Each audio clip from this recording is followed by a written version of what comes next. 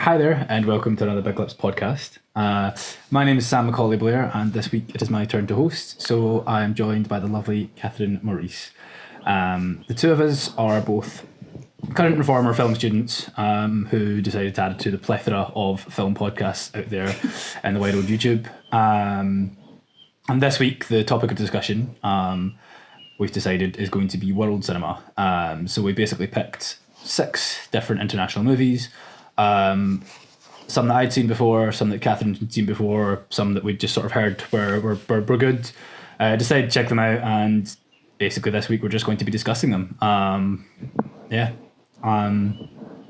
Structure's going to be quite simple, but obviously due to the fact that we are discussing the 6 movies, there will be spoilers in the podcast. The description for this video will have the list of movies that are going to be spoiled.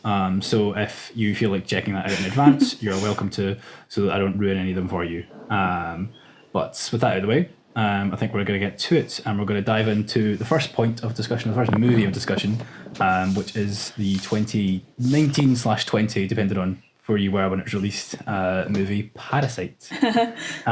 Since we never got to discuss this during our awards podcast, Catherine, what were your thoughts on Parasite? So yeah, I really enjoyed it. I had managed, luckily, like I'd watched it before our awards podcast, and had managed to avoid all kind of spoilers for it, because every time I would see like a picture or just even go to the word Parasite, I would just skip right by whatever I was reading. Which I think definitely made it a lot more enjoyable, because my bestie that I was watching it with, she had seen some spoilers, but the movie's so bizarre and like kind of switches genres and things like this the whole way through, that she said she was watching it waiting for one specific thing to happen, and then it either didn't happen or it didn't happen in the way that she expected, and it just kind of spoiled it a wee bit for her, which was a shame. But yeah, no, I really enjoyed it. I thought it was like I was saying, it was interesting that it was like a weird movie to try and put in a genre. So there was like really funny moments, and there was some moments that at first glance were really funny, and then the more you thought about it, you were like, oh no, that's actually really sad. And then there was that one, we've spoken about this before, that one horrifying, really scary moment when the guy is coming up the stairs. It's a proper nightmare fuel, that. I mean, so it literally does give one of the characters nightmares, but it is, of course, it stays with you. Yeah, but I think it's the more I was reading into it, actually, it was one of those ones where the more you read into it, the better it got. So obviously the movie's about kind of mainly about class and class differences. So there was a lot of like the comparison between the families or even their houses and the way that they were shot and things like that's really interesting. So like the Kim family, they live in their kind of like semi-basement apartment, and a lot of the shots are quite tight, so they're quite zoomed into them, and there's always like the 4 of them in the house. Whereas when you cut to the Park's house, it's obviously a massive big sprawling house. It's got like floor to ceiling windows, so a lot of the shots are really like wide shots, which just gives again the impression of like this is a wide shot because there's so much room for us to show, basically. Which, and the movie kind of is really good at it's subtly kind of reinforcing that the whole way through, which is nice. It doesn't kind of like bash you over the head with it, which is it's not like he's not like, the director's not like giving you a life lesson on class issues. He's just like presenting both of them, and then you're kind of meant to take that for yourself. So that was interesting. That's a very good point, actually. Yeah, I think it is a very nuanced sort of take, and that was one of the things that I was quite surprised by the first time, because I'd watched it. I saw it luckily in cinemas. So it was one of the last films that I saw in a cinema like before the pandemic, and thankfully, obviously was like blown away by it. And then I rewatched it for this podcast because it's a fantastic film. You're gonna take a chance. But yeah, like the first time I kind of watched it, I was really surprised by, obviously, like you say, the movie is about class, and it's quite apparent. Like, it's the fact that it's about class, you don't miss. But the thing that I was impressed by was the fact that it's not.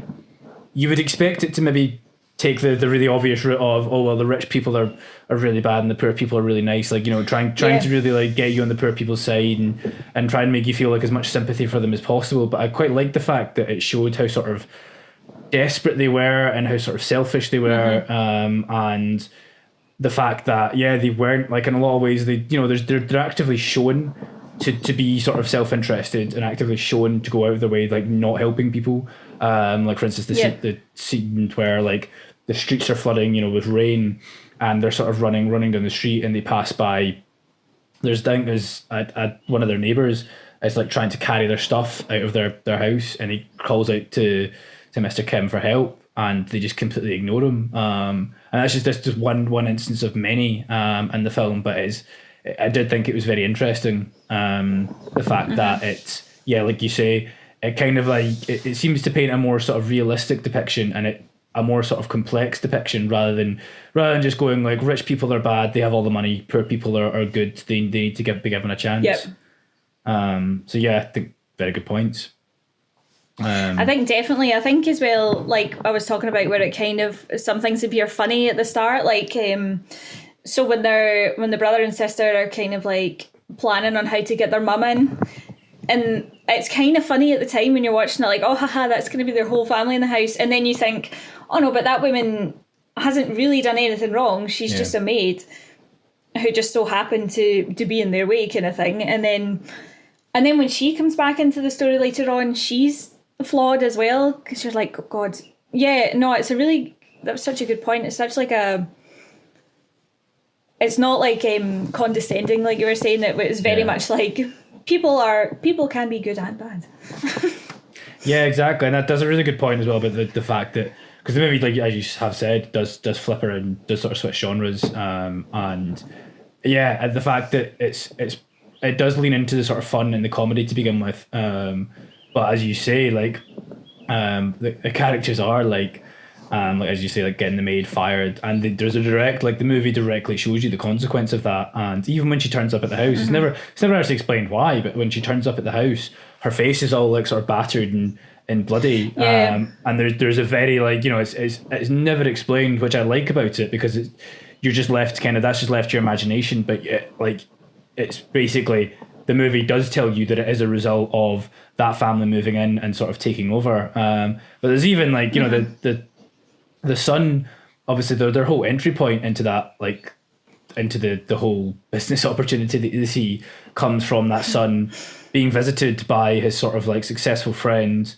who comes with a gift and who basically says, I will recommend you for this job, I will provide you a reference so that you can get it, even though you shouldn't be able to get it. And because I'm picking you because I know that you're not going to hit on this girl that I've been tutoring, that I really fancy. And the first thing he does is starts hitting on the girl, and it's the movie doesn't ever like bring that up again. I don't think they never like call back to that friend, never like reappears and they have like any sort of clash. That they're just present you the original information, and then you see him like go against it, but it could almost, like, you could almost forget that it happens, or like fail to notice that it happens, because the movie just kind of like moves past it, and then almost expects you to like buy into that relationship. But yeah, it does definitely, like, it will play things up for laughs 1 second, and then like further down the line be like, oh, actually that wasn't as sweet as you maybe thought it was. So yeah, kind of like messes with your head almost in a really clever way.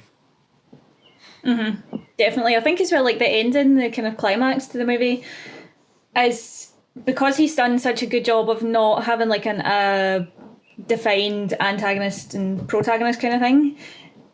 Obviously there's, spoiler, multiple people who like die, but none of them deserve to die. Yeah. And then it's a really interesting one, because they don't deserve to die, and then the people who are doing the killing aren't necessarily bad, but it's kind of like goes back to the class thing, like, but it's not like he's saying, oh, look what rich people made these poor people do. It's very much like like the whole kind of system, like, oh, it's just not a way to live, if you know what I mean. Like, this is what can happen. People just Exactly. Yeah. like when you've people been can just, yeah, as you sort of say, yeah, people can just snap, and yeah, I think there is like a lot of like, yeah, as you say, like there's no way for people to live. There's some really nice like sort of reflections in the film with like obviously again the sort of aforementioned flooding scene where it shows you from the Kim's sort of perspective, where they're running down the streets and all these people are trying to like save everything that they own and just trying to sort of like fight for their lives amongst all this like torrential rain, and they all end up like sleeping in a gym and their houses are all totally trashed. And then the next day when they're sort of at the family's at the Park family's house, and I think the mum she's the one who's like talking to one of the family members, and she's just like, oh, we're so fortunate that it rained because now the garden looks so beautiful. yeah. And it's just like that. It's such like a powerful sort of like moment because you've seen both sides. But again, the movie's not making like a really big deal about it. It's not like it's cutting from like them in torrential rain to the family all like happy and jumping about in their house. It's just a sort of like one-off comment that you are then able to sort of like do the sort of maths in your head and make the connection. Yeah. So again, another like good point. Yeah. But no, overall I really enjoyed it. There's a few in the list that I would maybe not necessarily rush to watch again, but Parasite isn't one of them. I would definitely recommend it as well. It's so good. Yeah, absolutely. And I think it's a sort of film that you can recommend to a lot of people because there's so much to get out of it. But I think the funny thing about it as well is, on paper, if you were to describe it to someone, because as obviously you mentioned with the end, it builds to the sort of climax and there's a lot of violence. It's quite mental because like it doesn't, on paper it would almost sound insane because this really becomes this really like tense film. But literally all it is like these people just working in a house for this family. Like really there shouldn't be any kind of stakes at all. You should not get as like invested as you are. You shouldn't be white knuckling it at all. But the movie does a really, really good job of like really like ramping up the tension, and again by throwing in those twists and turns, you just like even that whole sequence where they're in the house and they're kind of drinking. And I remember the first time I saw that, I don't know if it was the way it was framed or it was the lighting or just the fact that, they were being so indulgent in someone else's house. And to be fair, there is like a thunderstorm outside, so that's probably what caused the ominous feeling. But I do remember just sitting there the whole time thinking like, this scene is really like, it's like framed as a really happy scene, but I'm really uncomfortable for some reason, and I don't know why. And I feel like something's about to happen.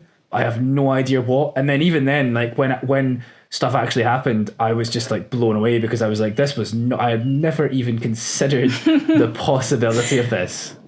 Yep, 100%. Yeah, that was so like, that whole bit was so like tense. Like I know what you mean. Like exactly what you're saying. Like they were having a good time, and whatnot. But the whole time I was like, oh god, what's gonna happen? Exactly. So yeah, I very much agree. Parasite is a fantastic film, and well worth recommending and well worth watching. So yeah, with that concluded, let's move on to another movie that received a lot of Oscar buzz and was actually because Parasite was the first ever sort of foreign film to win Best Picture. This next one, people had thought at the time was going to be the first. I think it was the year before it was in the Oscars as a contender for Best Picture, and that was Alfonso Cuarón's Roma, which is, I think, a Netflix production, because that was how I watched it. So what did you think of Roma? I think I thought the whole way through it was so like visually stunning, like the entire way through. But this is one of the ones where maybe the story wasn't as compelling and wasn't as entertaining to watch. Do you know what I mean? Like sometimes it felt like it was a bit long-winded and potentially maybe even boring, a bit Oscar baity at points, in my opinion anyway. But having said that, when I was watching it, it definitely did feel like one of those movies that you would study at uni. Like yeah, I just got that kind of vibe from it. Like I could imagine sitting in a classroom like studying that movie, because it was clearly just very well thought out. Every shot was obviously planned perfectly, executed perfectly as well. But what did you think? Were you a big fan, or? So yeah, it's funny you say that. I kind of watched it over a series of days, which again, going back to our last podcast where we talked about cinema, it's one of those where watching it, I was like, I do wish I'd got to see this in a cinema, because I mean, as you said, it is visually stunning for one thing. So it would have been really nice to kind of see it like in its full glory. But yeah, I wasn't really pulled back to it, and I wasn't really like, when I was thinking about each individual moment in the film, I was like, yeah, this was framed beautifully, it was shot beautifully. I was like, I really appreciate the way it's made.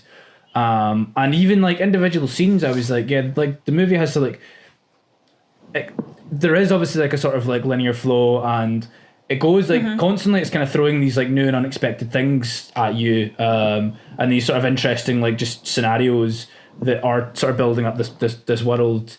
But for the most part, for most of the movie, like you say, I was a little bit bored, and by the end of the movie though, I actually ended up really loving it. And yeah. I think I mean, the movie obviously has a really strong payoff, and I think you almost don't really realise there's a plot in the way that there is. But I think as well, like, I think for me the big issue was Cleo, the main character.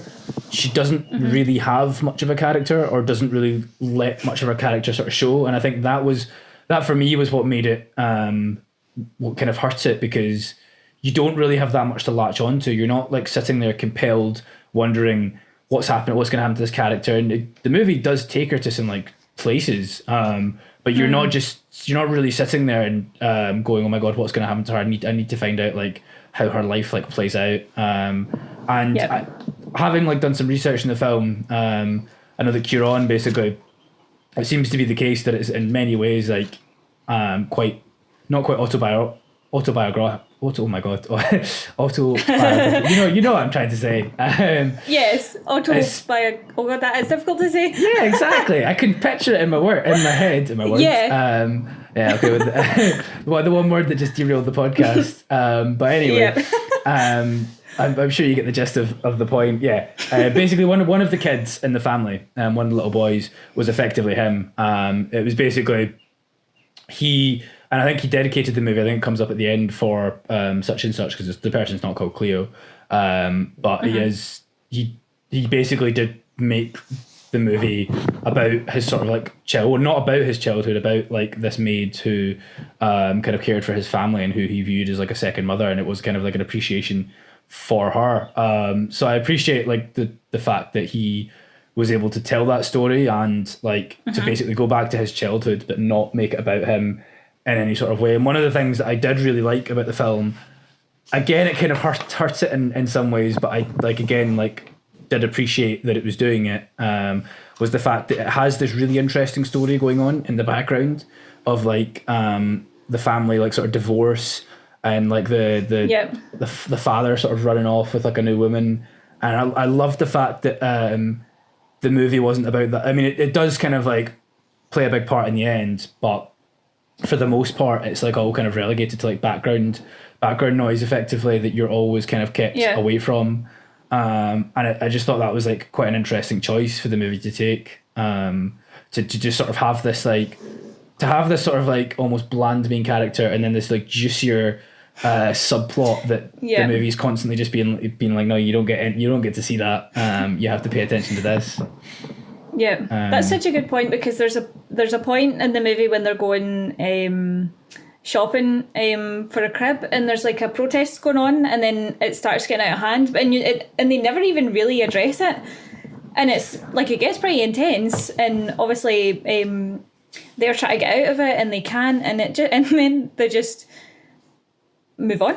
I mean, they eventually she's got bigger things to worry about after that. Yeah. But exactly. No, it's a very good point as well. Yeah, how it does build this like larger larger world. And yeah, because you even have like the sort of marches going on down the street and stuff like that, and there's like talk on like the radio or maybe the TV, and or like people talking in the background, and there's always like there's like sort of seismic events going on around this like main character.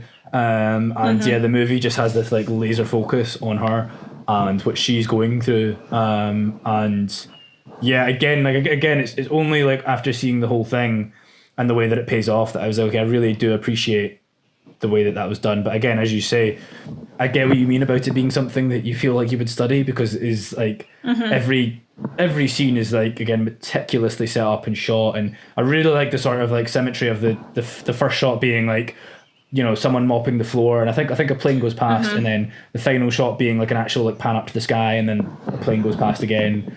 And that obviously, you know, being sort of like symbolic in a number of ways, but just also being like a nice reflection on like the opening. And yeah, there was, I mean, like the one shot that really blew me away in the film was the one on the beach, the one take where it starts off where they're sort of like sitting and they're sort of like framed in front of the sun.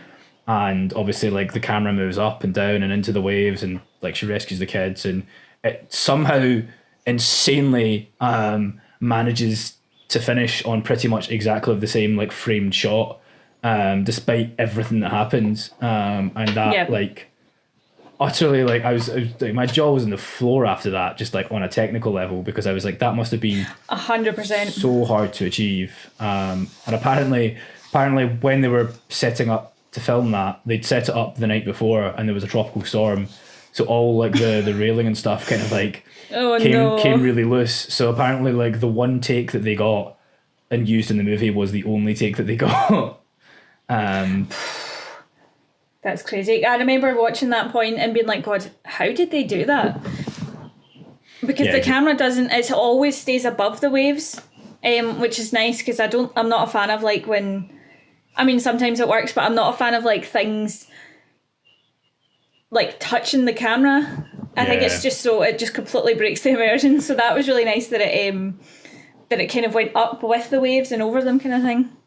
So that's a very good point, actually. Like I'd never really, not something I ever like think about just normally, but you're right in that every single time that happens, you're then completely aware of like the fact that you're watching something through a camera and not just like actually experiencing the story or the moment. And it is like more power to that moment for not doing that, but also like really selling the sort of the danger that the characters are in. And I think it being the one take as well, it does just make it feel like almost like builds, I guess, Kieran did that in Gravity and Children of Men to an extent as well, where he likes to sort of build tension with just having like those one long continuous takes where because was that really, really cool take in Children of Men, wasn't there, when they were in the car, and it was that one take and the camera was spinning around, and have you seen the way it's filmed, and people are like pulling their seat back to duck out of the way? That's so cool, because they had to build a rig on top of the car, didn't they? And like you say, like basically when the actors, when the camera's in their face, they're acting, and then when they're not, they're just like pulled backwards. And they're must have been like one of the hardest things as an actor to film, because you don't even like to just snap in of characters one thing, but to do it in like a vehicle where you're like constantly like being flung up and down, and just not getting dizzy or disorientated. He does love his really, really difficult to pull off one takes. Kieran. I think this is maybe because I'd watched it over I don't know if you had this actually, but because I watched it over the course of a couple of days, there was the fact that he kind of redoes certain shots was really, really obvious. Like, I remember going back the second day and watching it and being like, oh, there's another panning shot. Do you know what I mean? Like, there's another tracking shot of her walking down the street, kind of thing. And I think it would have been better had I watched it in one sitting, but that was when I went back to watch it, I was like, oh, here's that shot again. Do you know what I mean? I think that's a very good point, actually. Yeah, I do actually remember thinking that as well, where like, because I was watching it over a series of days, or maybe not, but like I think it was for the same reason. I would just be aware that I was like, oh yeah, I saw this shot a few days ago.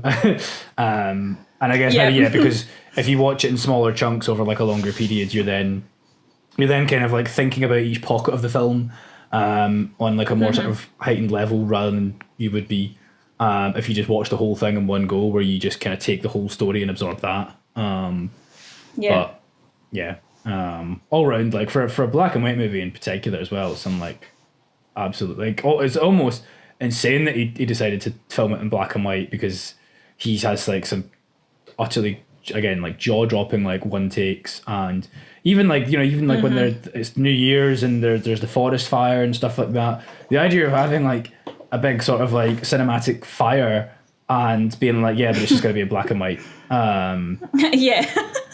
That's such a good point, actually. Yeah. Very, very sort of ballsy. Brave.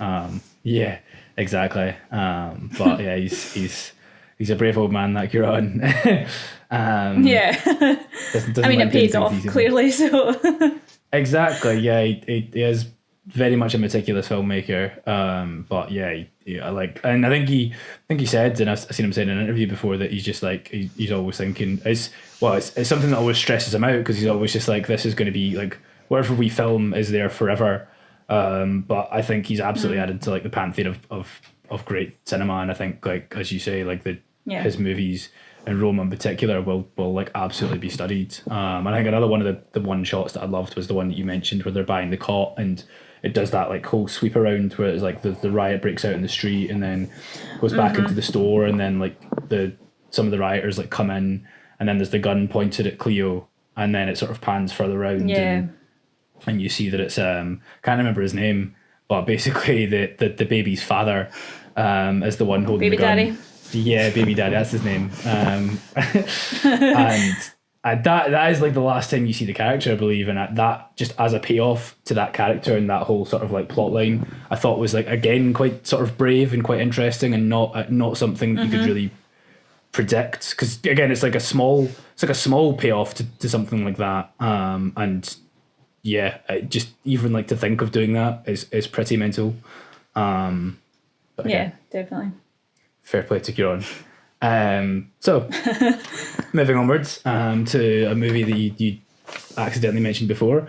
The next film we're going to talk about is Del Toro's. I thought I got away with it, damn it.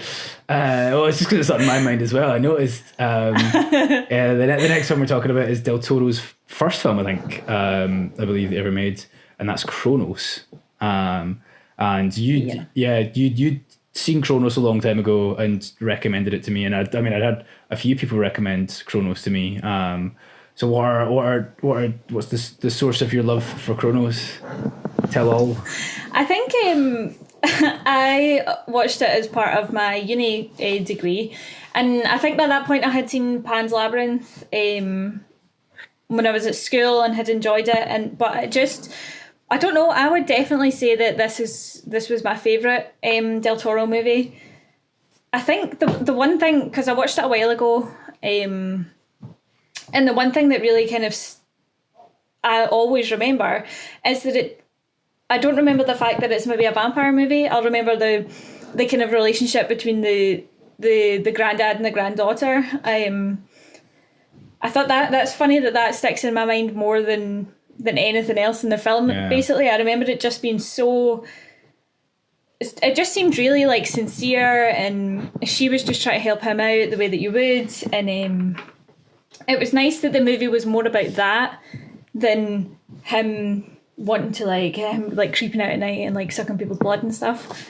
I think it was definitely, because I think that's why Del Toro's movies are so good, because they're full of monsters and things like that, but it's not about the monsters specifically. Like when we were talking about Pan's Labyrinth and you were talking about the Pale Man, he's only in it for what, 5-10 minutes? Yeah.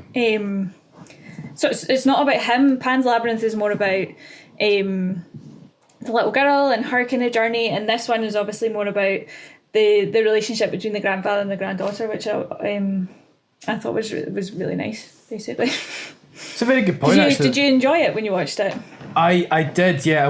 I think my expectations were pretty high on it, and I will say I don't think the movie quite hit them.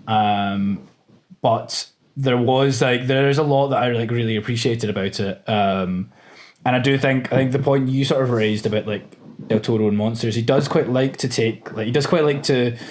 His movies are quite like about like interesting relationships with monsters, not generally like the sort of conventional one. You don't really know where he's going to go with them. Like, I mean, did The Shape of Water, which is a very interesting relationship with Yeah. a monster.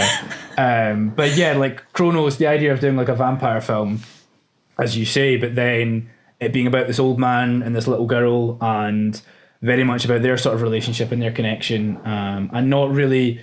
It still doesn't derail the horror. It doesn't derail the focus. You still have all that in there. There is the sort of like horrifying element, but you do have this sort of like really sincere relationship at the heart of it. And they managed to have like the little girl in it, and it does achieve her being like quite sort of sweet.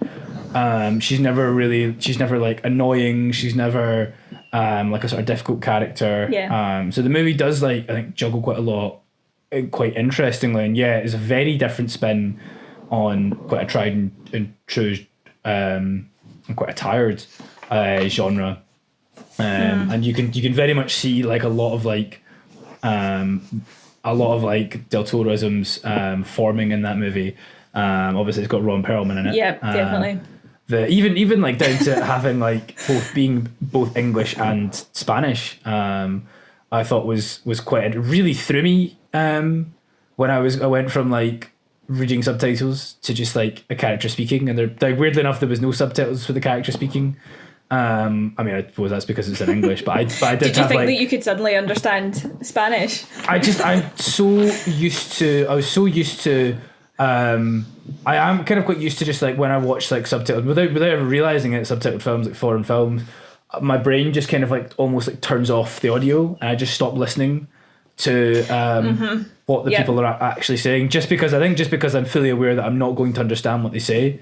I remember years ago someone saying to me, "Oh, if you want to learn a language, just like if you want to learn French, or if you want to learn Spanish, just watch like loads of French films or loads of Spanish films." And I was like, I was never going to work for me, because like I've seen like a few, and I haven't learned a single thing, because I'm incapable of actually absorbing what they were saying. So I think at first I genuinely was like, wait, why are they speaking and there's no subtitles? And it took a moment for my brain to go, hang on, I understand. For you to start listening. For me to start listening and go, oh, hang on, I understand that. And then I tried to kind of mess with the subtitles so that I could just have like subtitles on altogether, because I was like, this is going to really throw me, and it wouldn't let me do it. I even like appreciate the fact that he did that, because like I think Roma has them speaking English at points, has characters speaking English, and that was still subtitled, but again it's kind of like minor characters that do it, but it's not something that I've seen much of as a film where like characters will kind of actively switch. And at points I was kind of like confused as to why the movie was doing it, because I think it was like Ron Perlman's character, like every single time he would speak to the grandfather, would always like speak to him in English, except for like the odd phrase. But the grandfather would only ever respond in Spanish. So I was like, he clearly doesn't speak English. So why? Can he understand him? Or I was like, he doesn't. Yeah, no, like, he's so antagonistic towards him. But it's like, maybe he just doesn't understand what you're saying. Like the guy has only ever spoken to you in Spanish. Like it wouldn't be unfair to assume that he doesn't really speak English that well. Like just you've shown that you can speak Spanish. Why not just speak it to him? Yeah, exactly. That's funny. That's a good point. That just makes him even more of a bad guy. Yeah, exactly. that's the subtle ways that it's reinforced. Exactly. Like that thing where like British people tend to just, if there's like foreign people, they'll just shout. Like, oh, they'll understand you if you're shouting. It's not the fact that I'm speaking a different language, it's the tone of voice. That's the problem. Yeah. You just can't hear me. That's what it is. You're just not listening hard enough. It is a really, I hate that. To go back to the film, I quite liked as well that I did like the interesting sort of, again, talk about reflection and parallels, and having like sort of like nice sweet family dynamic with the grandfather and the granddaughter, and then you have like Ron Perlman's character, and I can't remember, is it his uncle? I think it's his uncle that he sort of works for and kind of like cares for and gets beaten up by. Their like sort of twisted relationship, and obviously that is very much like it is in there to sort of be a contrast to the nice relationship, the nice family relationship. But yeah, I like, again, appreciated appreciated that, and even like the sort of design aspects of like them living in a sort of big empty warehouse, and the old man sort of working in his like confined little shop, and there sort of being like machinery in both, and there was a lot of like nice sort of like parallels in there that are all reinforcing the movie's point without ever like it beating you over the head with it. Yeah, definitely. I think as well, the actual device thing, like the actual Kronos device, it was obviously Del Toro's. That's his thing, monsters. So it was. I thought it was really cool. I remember it being because it's got those horrible kind of like spidery legs. Yeah. Yeah, that was a good choice because the way that spiders walk is just creepy and minging.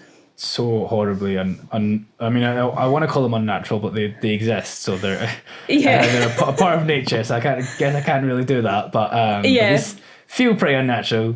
And yeah, it's a very good point. And I think I guess they do a really good job of selling the fact that this thing is really like tempting and seductive in and of itself, because it shows how painful it is to use and how unpleasant it is in many ways, and they can't really seem to give it up, and the grandfather does kind of keep going back to it, and he is sort of addicted to it. And yeah, that aspect is, again, without it being like overdone and overplayed, it is in there. It is like you completely get that it obviously has some sort of power over him, has some sort of hold over him, and you don't really know what. And it does sort of allow him to like fulfill a bit of an arc when it ends up obviously getting destroyed by the end.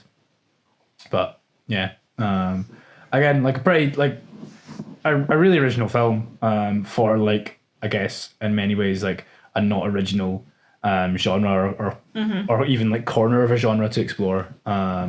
So yeah, fair play to Del Toro, and I'm very much, I am very glad that I finally watched it after all these years. After all these years.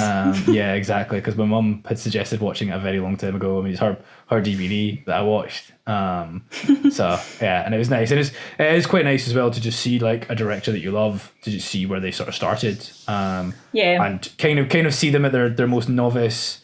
And yeah, I guess you kind of like, you get a much stronger sense of like who they are stylistically and what things are kind of, and it's funny because you always wonder these things, and then you see their first film and all the things that are like there, you're like, oh, of course it's those things that were always there.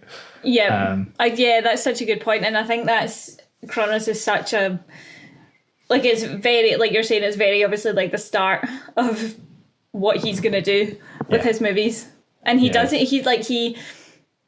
He's just gotten like better at it over time, obviously, as would normally be the case, but obviously having more money as well would help.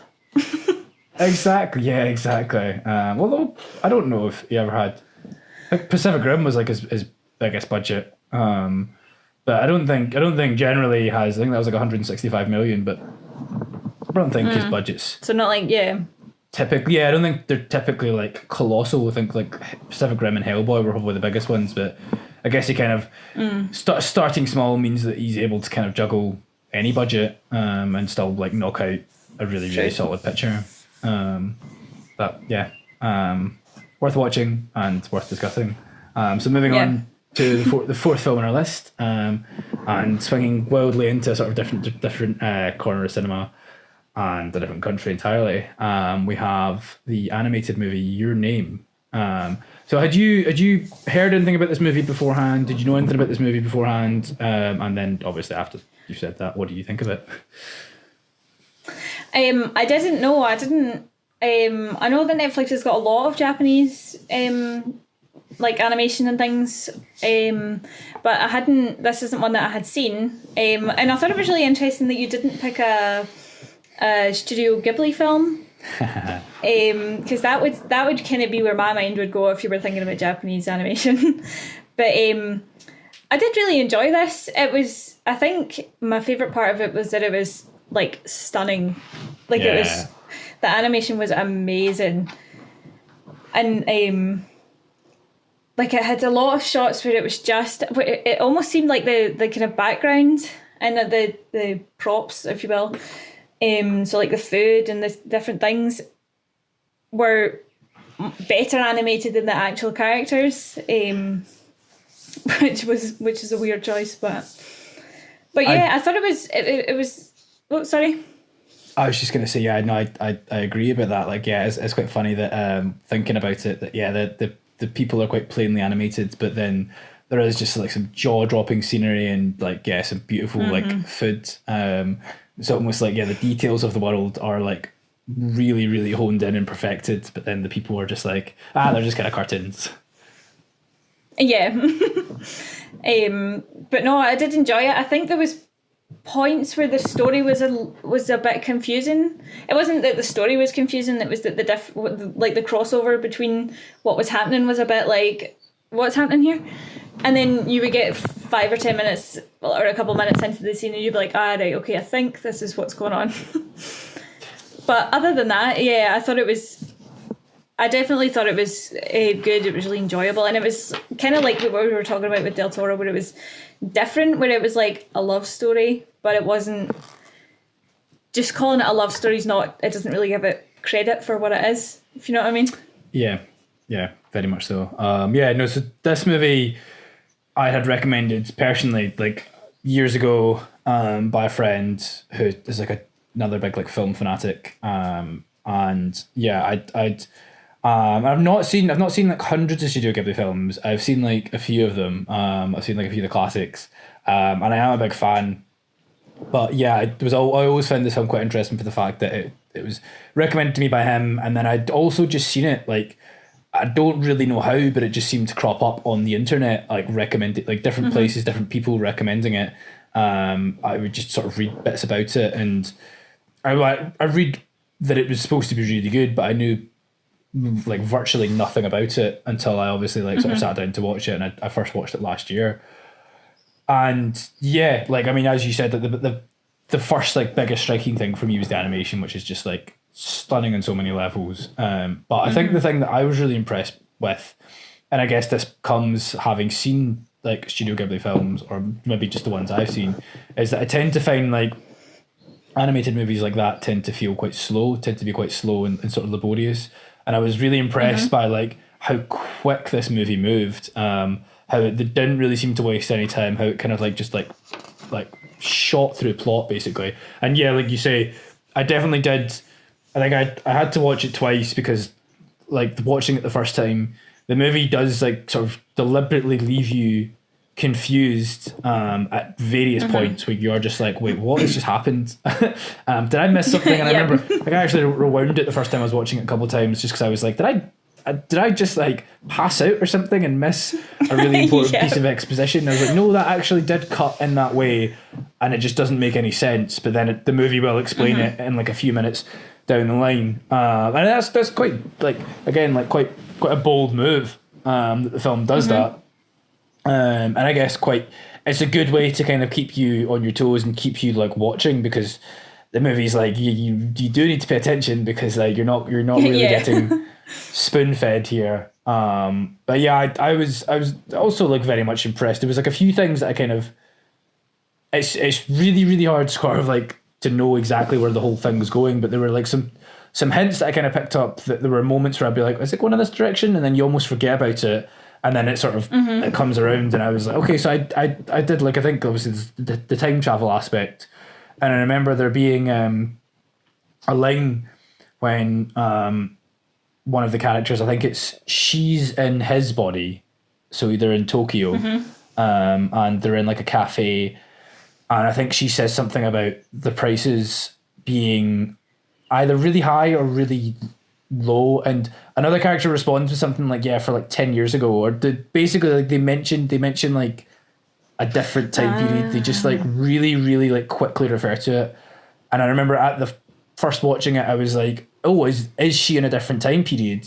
But then like I think that's like that's the only like reference to that I caught, so I was like, okay, clearly that's not a thing. And then like it is obviously revealed that they are, and I was like, oh, okay, like fair enough.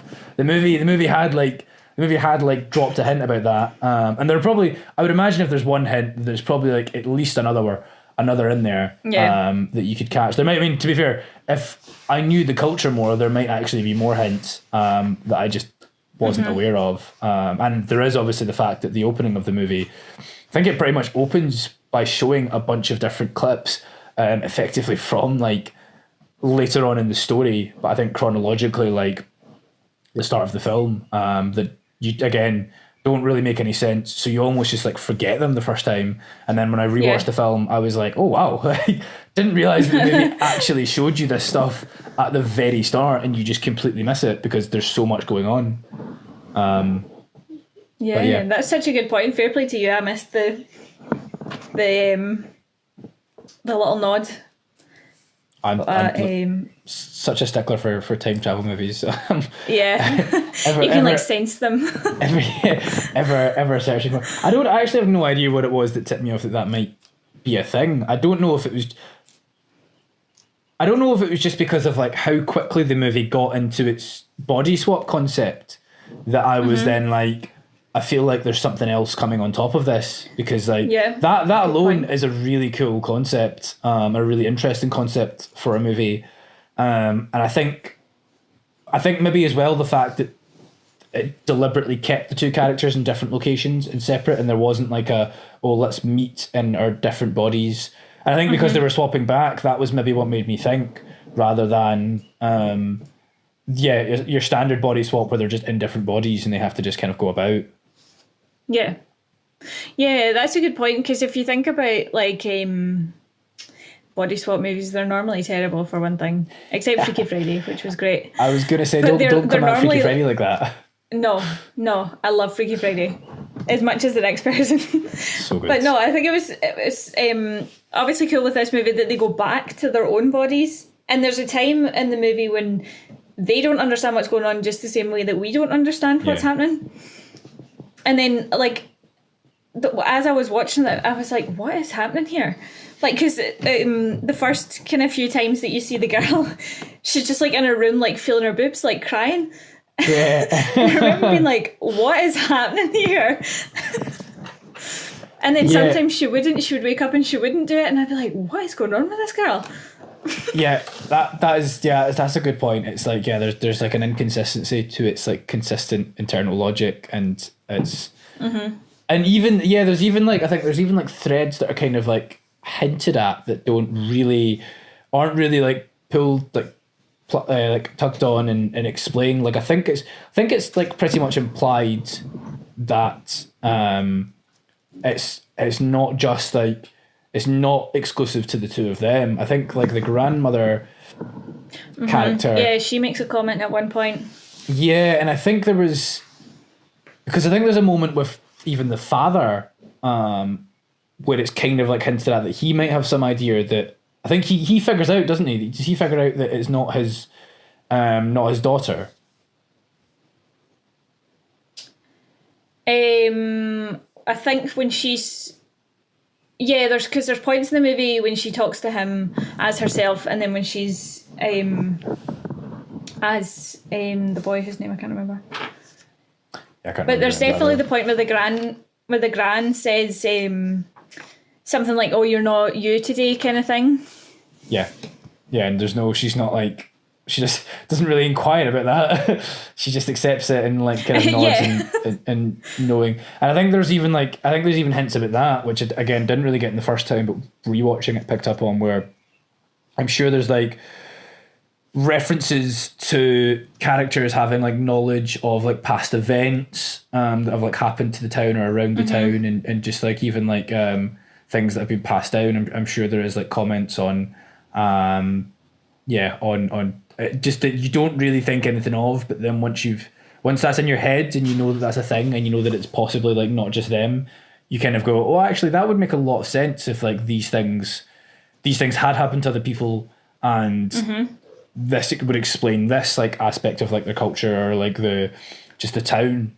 And yeah, it's quite, again, like I've not seen any of the filmmaker who made it. I've not seen any of their other films. But again, I remember reading up just online after watching Your Name, because I always find it interesting to kind of dive into like other people's analysis and other people's like reactions. And I've seen that, like, I think some of their other films, they could be very brutal and the directions it goes, but also like even just like the way that they'll end it. Like I think they're kind of like almost like infamous for like having non-endings sometimes, where like the movie, and that, because apparently like from what I read, people who had seen like their other films, when it came to those final moments where obviously the two characters' paths are almost crossing, but they aren't quite, and they can't like quite remember what happened to them. They're not sure if it's like a dream or not. And obviously it kind of all builds to like them meeting on the stairs and them actually asking like the other person like what's your name. Apparently like the folk watching it who'd seen their other films was just like, okay, they were white knuckling it the whole time, because they were like every single scene they were like, is the movie just going to cut here? Because that is like well within the realm of possibilities. It seems like the movie's building to something, but it's entirely possible that we're just going to get like left on this cliffhanger and never get any actual payoff. So I think the filmmaker is a bit mental and a bit sadistic in that sense. So probably quite likes leaving things a bit more open-ended, and probably likes sort of really making you think about their films and leaving you, I guess, with like a complete sense of incompleteness. Yeah, that would have been like if they just cut it as they had kind of turned to look at each other on the stairs and then wandered away again. That would have been so good. Yeah. I mean, it wouldn't have been very like cathartic, but no, and it would have wouldn't really have explained the title as much. But very true. But yeah, it would have been a very. I'm very much tempted to check out their other films. A, because like I really liked Your Name, and B, because I'm kind of like, even though I feel like I'll just get really annoyed about it, I am still kind of tempted to put myself through that. Yeah. And just know what it's like. But yeah, I'm very much glad you enjoyed the film. Yeah, no, it was a good suggestion, definitely. Thank you very much. Thank you, Japan, for the movie. And speaking of, moving on to the next film, going for a very, very different and slightly older Japanese movie, which is Akira Kurosawa's Seven Samurai, which, talking about films that, are studied and should be studied, like that's definitely one that is, I'm sure, taught in 100 different film classes. But I've never, despite being a film student twice, I've never actually studied it.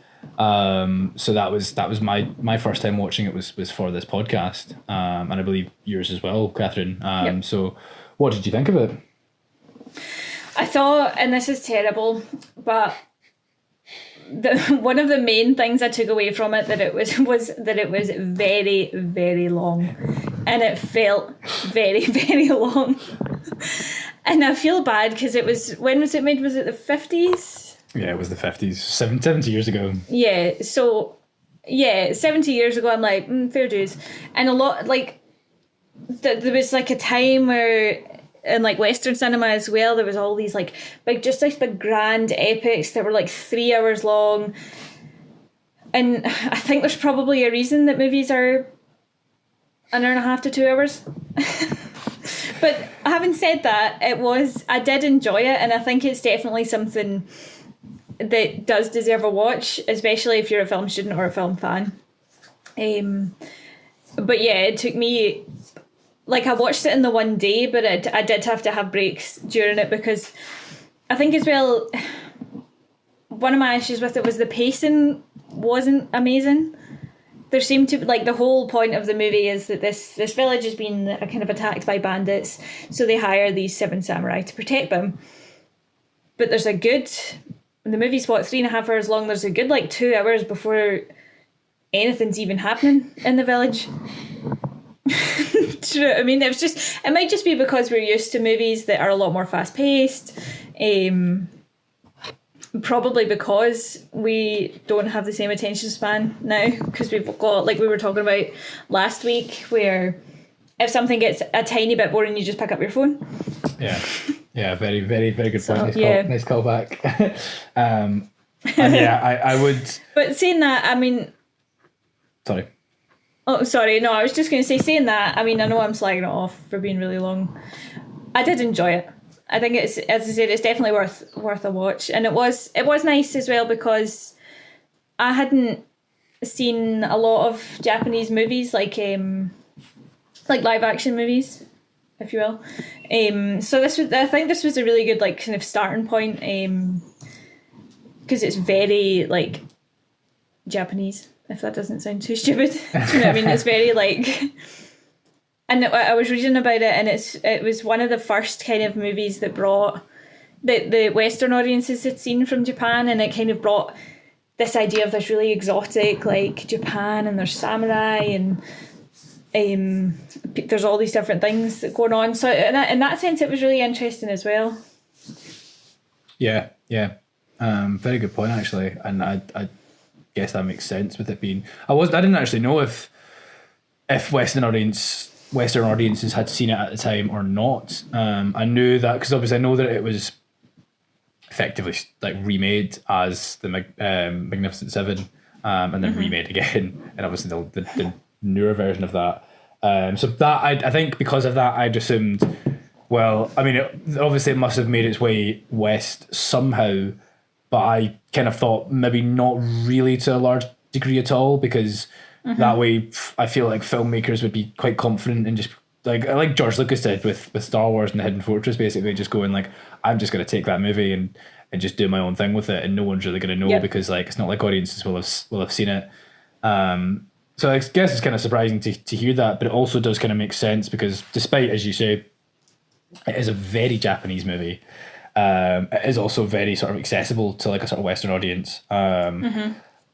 And yeah, like as a sort of very simplified plot. And I think that's the thing. I think because it's a simplified plot, where you know the movie tells you what's going to happen, and then it just kind of happens in a lot of ways. Like it's like, okay, the town is going to be attacked. They're going to get 7 samurai to defend it, and then they get 7 samurai to defend the town when it's attacked. So yeah, I think I kind of similar to you.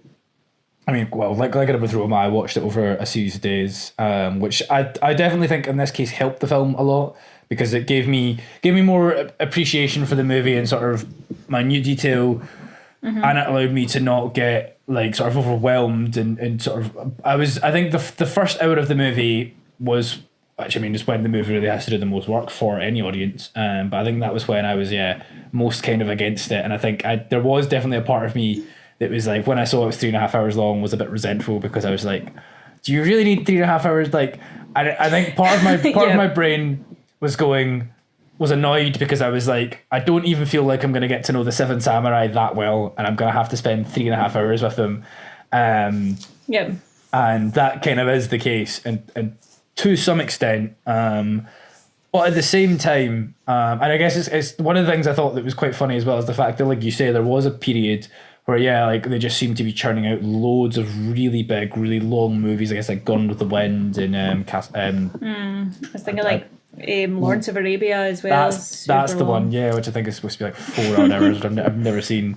And I think it's funny because like, I mean, not that it would have been like by a drastic amount, but people didn't live as long back then. So as a percentage of their life, those movies were eating up way more time. So fair play to people for going to see them, despite that. Although I guess you wouldn't really rewatch things to the same degree, and you didn't really have the same amount of options that we do, where you can, if you get bored of something, you're usually watching it on a device where you can instantly have something else on in a few seconds. And I guess we also live in a world where more stories have been told visually, and so as a result, you get like, I guess you're not as impressed by like these narratives, and I guess you can kind of see where they're going more often. But all that said, against the movie, I was in a lot of ways really won round by it in the end, and I was really there was a lot of like nice surprises in there, both in sort of storytelling and in style. I mean, I'd heard that Kurosawa was like, I knew he was a total like icon of cinema. Can't remember, I think there was a director. And I want to say it was Christopher Nolan, but I can't actually think of when he was talking about Kurosawa. But I think he was the one who first kind of put the name out there on my radar, and made me go, okay, I need to check this guy out. And yeah, like it kind of makes sense because like it is kind of crazy to think, especially towards the end of the film when there's just like some really like gorgeous shots, and even some like kind of like interesting takes. I think there was like one take where like the camera is on like a character running in somewhere, and then they like do something, and then it like pans around and they run to like a window, and then you see like horses going by just as they reach the window.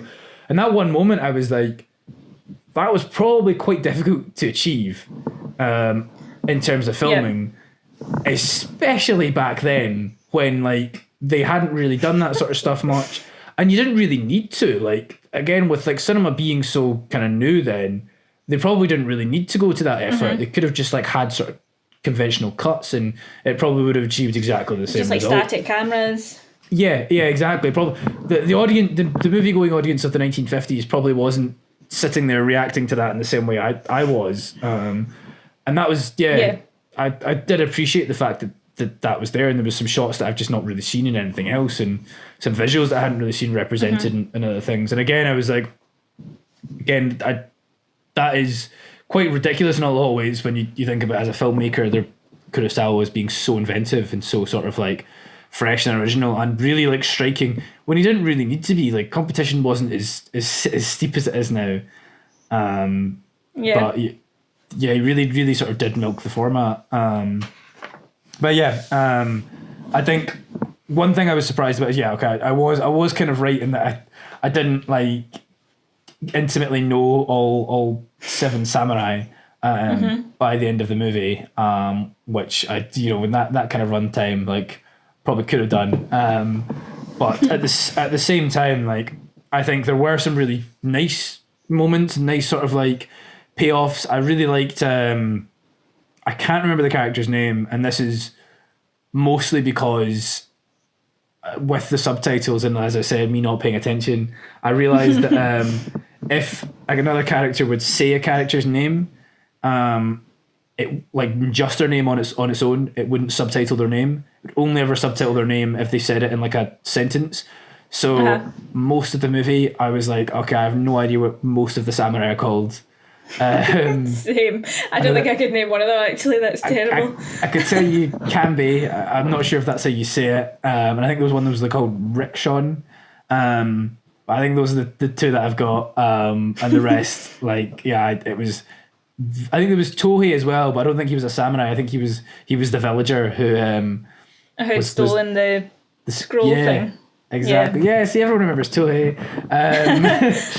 And but there was one of the character that was sort of I think he was the one that was pretending to be a samurai, or one of the ones, because there was like technically 2, I guess, pretending to be samurai. Yeah. But the one who was sort of like the most fun, I guess, the really energetic one. And speaking of energy, like a lot of the characters in that movie were dialed up to 11. A lot of like shouting and running about. But I think it was they had their sort of like moment where they ran to like the mill that was on fire to try and like save the woman and her kid and her like father, and then they get there, and obviously like the father's dead, and I think the mother dead as well. The mum's got the baby and she passes it over, and then she collapses to the ground. Exactly. Nothing of not like well timed. It was very dramatic, and like that was your last act. I know. Well, Christopher Nolan obviously paid tribute to that in The Dark Knight Rises. She's an Oscar-winning actress, and that was what she came up with. I know exactly. But that moment where he kind of like in Seven Samurai, where he sees the child and he goes, "Oh, this was me as a child," and kind of breaks down a bit. At that moment, I was like, with the mill burning in the background, which again, like, I almost feel like you don't really get the full appreciation of that in black and white, because like, it was like, it's definitely not CGI they're using. I was like, it looks like, and I was like, it looks like they're pretty close to that thing. I was like, doing that. Yeah, definitely. There was a couple of points where I was like, God, you would never be allowed to do that today. Yeah. God, health and safety. Yeah, very much so. So to have like a sort of like character revelation and a character moment and payoff framed like that, and in that moment, in the middle of like a sort of battle sequence, I was like, okay, like, massive respect, because you don't actually most movies today wouldn't come up with something that like sort of inventive and that concise as a way of like delivering a character's backstory just in like one sort of swift moment. So it's moments like that that really like saved the movie for me, or really like elevated the movie for me, I guess.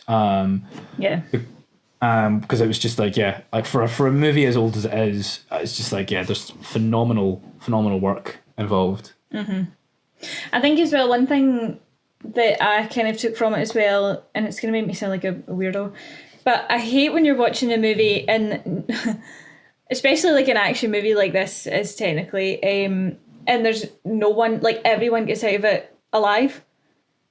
It just makes it feel so like there's then no stakes. Like if you know that people are going to survive, what do you even care? Whereas this movie didn't kind of shy away from killing people off and stuff like that. So I thought that was, especially like, I'm sure it was set in like 1500 and something.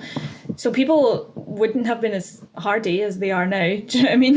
It would have just taken a wee, like there's that bit in Gone with the Wind where like somebody falls off a horse and then they die. So like old-timey Japan, I imagine they'd have been slightly harder, but at the same time, people were going to die. Yeah, it was a battle between samurais and bandits. Like, people were going to die. And in the movie they did. And it just made it a lot like... I feel like if they hadn't, it would have felt very like... I don't know. Just like a cop-out almost. Yeah. It would have felt like a movie, I guess, rather than like an actual event. And yeah, I think that's a very good point as well. I even quite liked the fact that they had their sort of like sheet of paper and they were like counting off the bandits as they were taking them out, and it wasn't, I like the fact that it wasn't like, oh my god, there's 100,000 bandits coming out to get this town and us 7 to defend them. It was like, okay, there's an actual like, there is like an amount of bandits, there is like a small sort of fleet of them, but it's both a manageable number, but also it is dangerous, and and they do paint that in a really sort of like good manner, and it is constantly like it is like a bit of a seesaw where the power dynamic does kind of shift, and they have like more men and are better equipped, but I guess they have like the home advantage, and that is kind of like well juggled, and like you say, I appreciated that it as well that they do kill off technically most of them, because it's 4 out of 7 samurai that die, and obviously I think one thing as well actually that I appreciated was obviously I thought it did a surprising, like I was ready from the start. I was ready to kind of rag on the movie for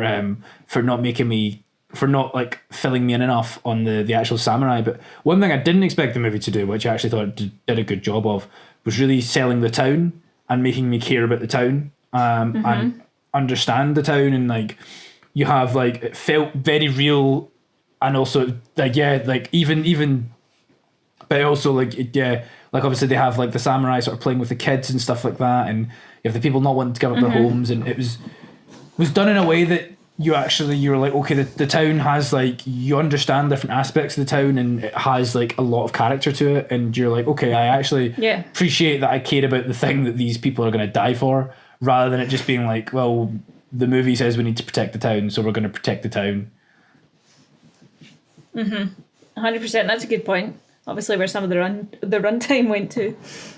A fair chunk of it, to be fair.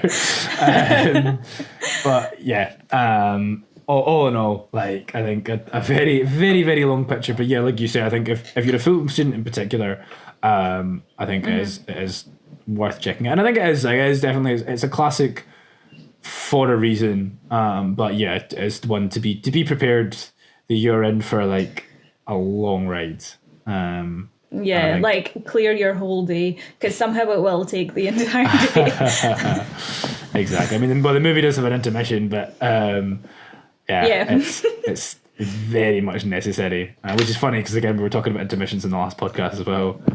So when that came up, I was like, it came up, and I was annoyed that there was an intermission, but at the same time I was like, well, I did ask for this, so yes, that's funny. I remember the intermission was so long though. I was trying to like skip past it, and I was like, oh no, still in the intermission.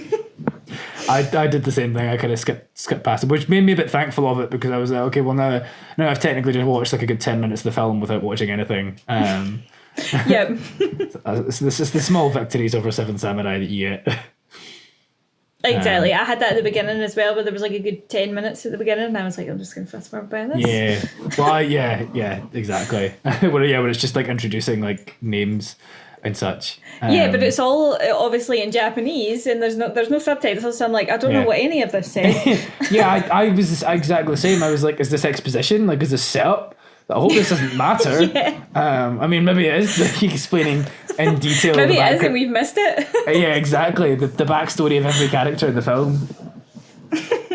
But Oh, that's funny. yeah, and ending on that note, ending on the start of Seven Samurai, let's move on to our last film. And I guess you mentioned Seven Samurai as an action film, and this is a much more recent action film, and one that is more tightly packaged, and a little bit faster moving, a bit more fluid. So the last movie we're talking about is the Indonesian action flick The Raid. What did you think? I had actually somehow never even like.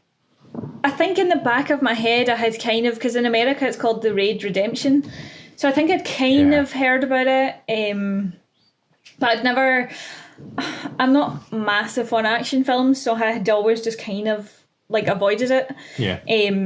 But having watched it, it was so good, like so good. It was like, that's what an action movie should be. It was just packed full from the start to the end.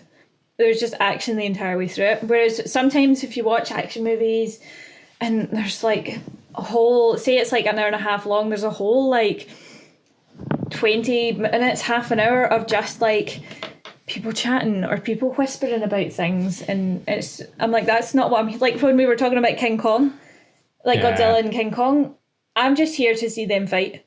When I watch an action movie, I'm just there for the action.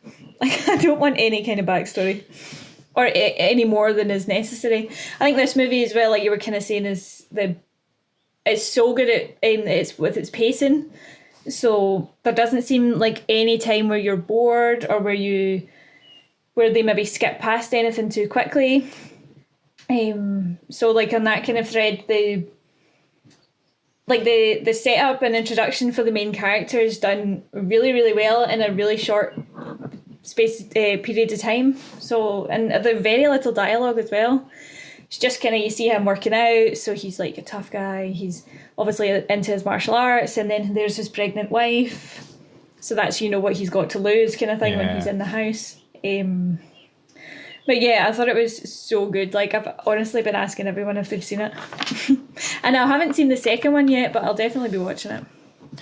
So that's, like, it's funny that you say that you hadn't really, like, heard much about it, because, like, I feel like I have heard non-stop about The Raid. Like, it's just always been like in the off of like my brain. It's just like a film that's like I need to check out at some point. And I've just literally never bothered to. It's one of those films I've always been like, yeah, I need to watch that, but just haven't ever sat down and gone, okay, I'm going to watch. I guess like kind of Cronos as well, where like I've just always been like, I need to watch The Raid, but I've just never actually gone and watched The Raid. And I don't even think I've really got friends that have seen it. So I'm not even, again, I guess similar to your name, I'm not even sure where I heard The Raid pop up over and over and over again. Maybe again just on various corners of the internet. But I've just always seen it mentioned, and I think because of that, I was actually quite wary about watching it, because I was like, I can't really, like, I feel like I'm just going to be, as much as I might enjoy it, but I feel like I might also end up quite critical of it in ways that I can be with, like, I guess like Seven Samurai and other films, where I'm watching it and I'm like, well, is this really as good as people say?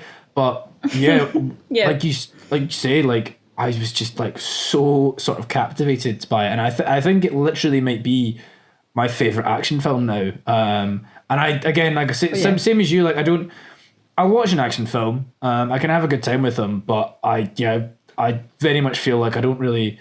They are very much substance, or style over substance rather, and I find it hard to kind of really get, like, going to the cinema to see them. Like Godzilla vs Kong was good, but as you said, there's always like so much sort of fluff around the action, and so much dialogue that isn't very good, and characters that are kind of like thinly drawn, you don't really care about, and the movies giving them all this time and all these lines to try and make them more sort of rounded and more appealing, but generally not doing that great a job at it. But yeah, like as you said, like, I was blown away by, like, I think it's 3 minutes in and they're in a van and they're going, okay, we're going to this building to get this guy. And I actually was like, whoa, so we're already doing this.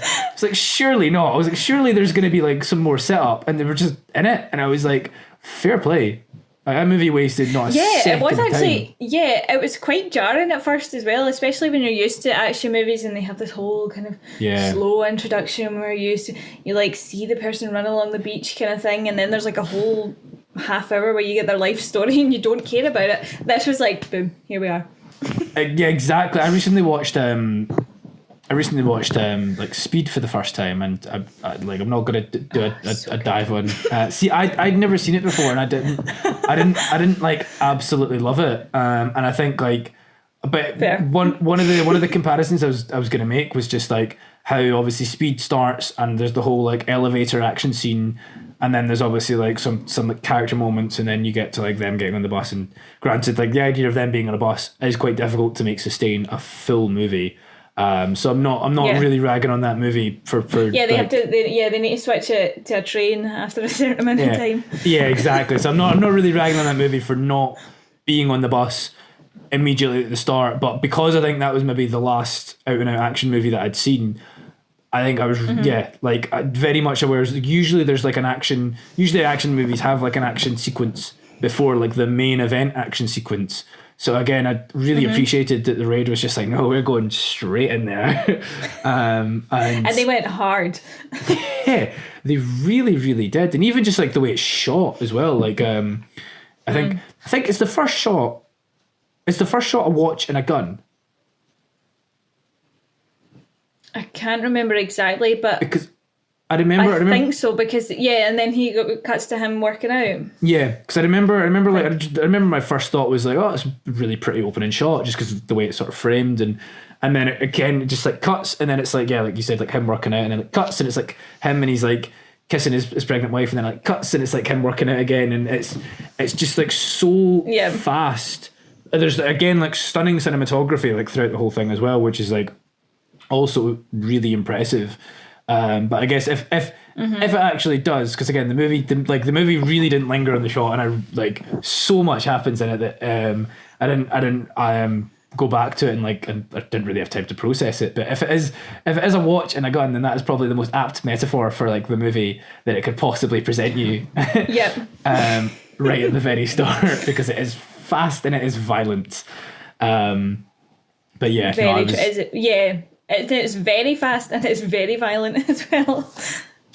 Exactly, and I think like so many of like the action like sequences just like go in really unexpected directions and take like unexpected turns. And I think I remember the bit where it's like they're like trapped in a room and you're like, okay, how are they going to get out of this? And straight away the character's just like feeling around, like trying to find like a floor to kind of get through. And I was like, okay, wouldn't have thought about that fast. And then they get through the floor. 100%. Or the bit when he's sorry. No, there's the bit as well where they're like hiding in the wall. That bit was that was funny because that was one of the few bits that didn't have really any action in it, but that bit was so tense. Yeah. When he's like and then he's like stabbing the wall with his big machete thing.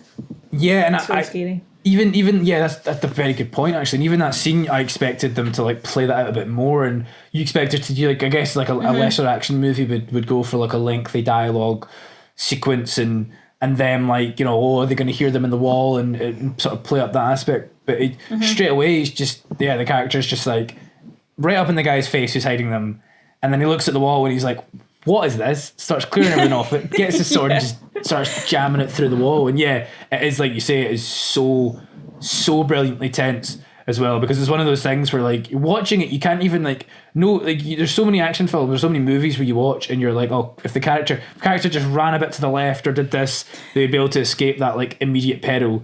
But he's jabbing that sword so quickly through the wall that you're like, there's no way like he could do anything to get out of that. He just has to stay still and pray. And obviously that bit where he slides it through and stabs his cheek, and all he can really do, because he's pinned right against it, he can't even like get out of it. All he can really do is put his gloved hand up to try and like rub off the blood as he pulls the blades. And yeah, it's just like so well handled. There's just like so much invention and some really like brutal moments as well. Yeah, there's one I remember distinctly where the door's been broken, so there's like a kind of jagged bit at the bottom, I was the first that came to mind. I was watching it with Ryan, my boyfriend, and I didn't catch what had happened straight away. And even Oh, really? like he's not squeamish or anything, so he even he was like, "Oh God, that was grim," and I was like, "Oh my God, what was it?" I thought he had just like snapped his neck or something, but no. Yeah, no, it is that one was a little bit sadistic, but in that sort of like bleakly enjoyable way that like action movies can do.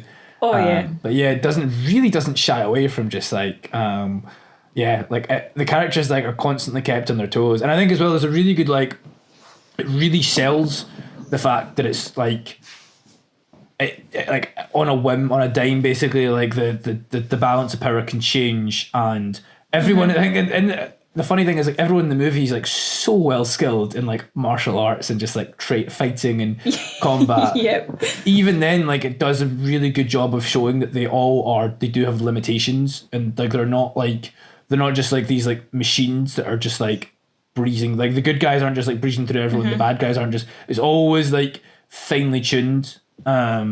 Where you like genuinely don't know who's going to have the edge on the other character, because it's like it could be either of them, and all it's going to take is like a small like slip up or a character just getting like a bit too tired and making like one mistake. Also, I think like the film obviously has like a couple films, but I think I don't know his name, but the sort of longer haired one who kind of insists the kind on of buff guy, the one who kind of insists on fighting his enemies. Guy. Yeah, the wee guy. I was, I like, you know, at a certain point in the movie, I was like, I really respect this guy. I think it's when the main character goes in to rescue his brother, and he just lets him like get his brother down, unchain him, gives them a moment, gets them into position. Yeah, he's just chilling. Yeah. And he's like, okay, we'll do it. Because he had one of them tied up, and the other one walks in the room. He could have just like gone straight into fighting him. But he's like, no, do you know what? I'll let you get him down, untie him, get yourselves ready, and then we can fight about it. And if you win, fair enough.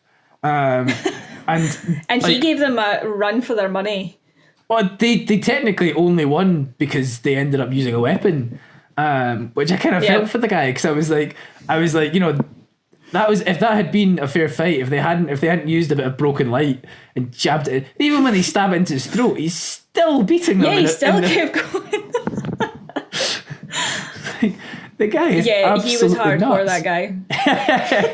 That is the best way to describe him. And it's just I thought it was good as well. Oh, sorry, like the bit when he was the kind of head like a police guy, and that wee guy was in fighting him, and it was so, I mean, not that I've seen fights to the death before, but it seemed very realistic, and that the police guy was getting more and more tired, and you could see it happening, whereas in action movies they tend to just be like being able to just carry on for hours, and they've been stabbed in the neck and they've got a broken bone and stuff, and they're still carrying on, where this was like, this guy was knackered and you could see it. That's a very, very good point, actually. Action movies tend to have like characters really get lumps taken out of them, but they'll only really be bothered by those like injuries in the instant they receive them. Like it'll be like a broken rib, and they'll just be like, oh, for a few seconds, and then like she's never really mentioned again unless they suffer like a direct wound to it or direct like blow to it. But yeah, like it did have them, like you say, get really sort of fatigued, and when that's the wee guy's like first like sort of hand-to-hand fight, I think, and because he like kicks the gun away from him or something, doesn't he? And he's like, no, I prefer to fight. He has the gun, because there's a moment in the corridor where like they both like quickly pull on each other, and he has a gun and the other guy has a knife. And I remember at first I was like, why has he not just shot him? Because like if he shoots him in the head at point blank range, there's no way the guy is going to stab him. Like he's definitely or even chuck the knife. Like, do you know what I mean? Yeah, I was like, he's definitely like, you could shoot him and get away with it. I was like, why has he not just shot him? And then obviously like gets him up, and he's like, kind of leading him with the gun. And even then I was like, what is he doing? Like surely he would just kill him. Like he's not going to lead him somewhere and then kill him. And then when he puts the gun down, takes the bullets out, and then he's like, no, I prefer to do it this way. I was like, and then obviously the sort of fight sequence ensues, and I think I got like halfway through the fight sequence, like you say, when they start getting really tired, And I remember thinking, I was like, God, I actually don't know who's. At first, I thought, okay, the good guy's going to win, and the cop's going to win. And then towards the end of the fight, I was like, I don't know who's going to win. But I was like, also, even though I'm not rooting for like the criminals in this movie, I honestly don't mind if he wins because he had the upper hand and he chose to make it as fair as possible. Yeah, yeah, and he's putting in some hard graft for this one. He really it's is. not like he's shying away. Exactly. So yeah, I think he was definitely like one of the most interesting villains I've seen in a very long time. Like again, I literally don't think I have ever respected a villain before, and that at least not on that level. That I've actually almost like stopped during a movie. But also, I guess to the sort of film's credit, when you mentioned before about like, and I guess I've mentioned as well, like watching movies in like installments and watching them bits and over time and needing to do that with some movies. The Raid was something that I had to stop watching it like 30 minutes in because of that global internet shutdown of course that occurred. But as soon as like the internet was back, I jumped straight back into the movie and I watched the whole thing in pretty much one sitting. And I find I don't do that as often as I should with movies these days. That's which again is why I prefer cinema over watching things at home. But I found it impossible not to do it with The Raid because it's such like an adrenaline filled and captivating movie. 100%. Yeah, it was like fun to watch in that kind of weird like almost like voyeuristic way where you when people get those horrible injuries and you're like, oh, that was horrible. But it was also like really tense and like it was just like a good movie. Yeah. Yeah, that's best way to describe it. Really, I think I saw it described online again, like looking up on it afterwards, and I think I saw it described as just like a perfect movie. And I was like, do you know what? It actually is because like, as an action movie, I've just never seen something aim like it has such a specific target. It aims for it and it just hits it because it doesn't try to do anything more than it needs to, and it completely hits the mark with like what it goes for. And yeah, similar to yourself, like I've not seen the sequel, but I am really excited to see it because I love the first one so much. So yeah, of all the films in the list, I don't even know if I would say it's my favorite of all the films on the list because like I genuinely have loved like a lot of them. But I think it's probably the most fun I've had with any of them. And yeah, like I similar to you, I would like, definitely say it was the most sorry, like the most enjoyable to watch, definitely. Yeah, exactly. Despite, as you say, like the moments of scream. But yeah, I think it'll also be one that I will not shut up about to people now, moving forwards. Oh yeah, 100%. Yeah, and I think on that note, it's probably a good place to conclude the talk. So thank you very much, as ever, for joining, and A, for the recommendations, and B, for watching all the movies suggested and coming to discuss them with me. It was nice genuinely getting to like sample a bit of other cultures, even though I didn't learn any new languages. And just exact maybe next time. I think it was just maybe just one more. Yeah, the next one will do it. I think it's there is something like it is nice to just like appreciate filmmakers that you just because you hear about American filmmakers, you hear about like British filmmakers, but I like. You just don't ever hear generally about like foreign filmmakers. Like again, like Del Toro is maybe an exception, Cuarón's an exception, but that's because they have come over to like America and made like, you know, sort of American movies. But typically you don't really hear about like foreign filmmakers. So it's really nice to kind of get to explore that like pool of talent, and to see like the differences that sort of transpire in filmmaking. And you kind of like it's nice to get like a sort of a really really small slice of culture just like in a film that paints it as like distinct from all the kind of like fare that you usually bear witness to. And yeah, definitely got some movies in there that are added quite highly to my list of favorite films. So oh yeah. thank you for joining me. And thank you, as ever, to all worries. those who watched. Next time, obviously, it'll be Catherine's turn yet again to host, which I am very much looking forward to. But until then, hope everyone takes care. If you have any suggestions for further podcasts, please put them in the comments below. And farewell. See ya.